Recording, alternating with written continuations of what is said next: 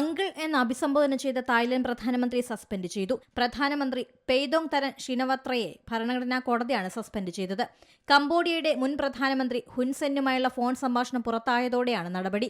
ഹുൻസെന്നിനെ uncle എന്ന് അഭിസംബോധന ചെയ്തതോടെയാണ് സസ്പെൻഷനിലേക്ക് കാര്യങ്ങളെത്തിയത്. Phone സംഭാഷണത്തെക്കുറിച്ചുള്ള അന്വേഷണത്തിന്റെ ഭാഗമായാണ് ഔദ്യോഗിക ചുമതലകളിൽ നിന്നുള്ള സസ്പെൻഷൻ. ധാർമ്മികത ലംഘിച്ചെന്നാരോപിച്ചുള്ള ഹർജി പരിഗണിക്കാൻ ജഡ്ജിമാർ തീരുമാനിക്കുകയായിരുന്നു.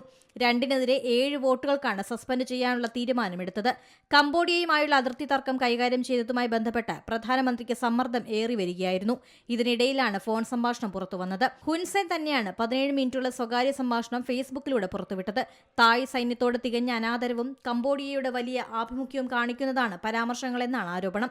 സംഭാഷണത്തിനിടെ അനൌദ്യോഗികമായി അങ്കിൾ എന്നാണ് ഹുൻസെന്നിനെ പെയ്തോങ് തരൻ വിളിച്ചത്. കംബോഡിയൻ അതിർത്തിയുടെ ചുമതലയുള്ള കമാൻഡറിനെയും അവർ മോശമായി പറഞ്ഞു.